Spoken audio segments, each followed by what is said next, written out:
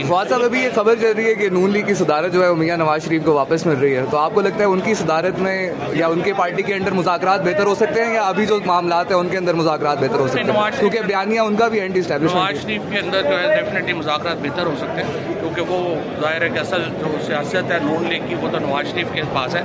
शहबाज शरीफ के पास तो कुछ भी नहीं है ना।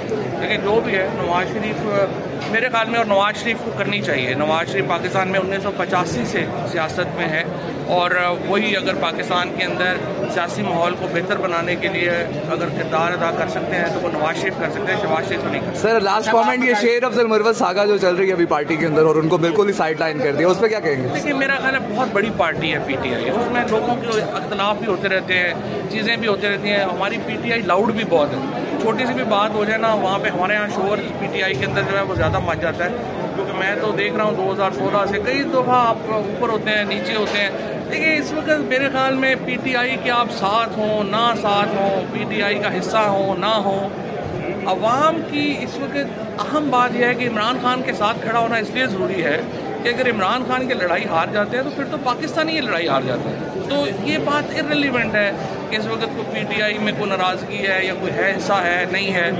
हर शख्स को जो पाकिस्तान से थोड़ी बहुत भी मोहब्बत रखता है, पाकिस्तान के अवाम की सुप्रीमेसी चाहता है, उसको इमरान खान के साथ खड़ा होना पड़ेगा।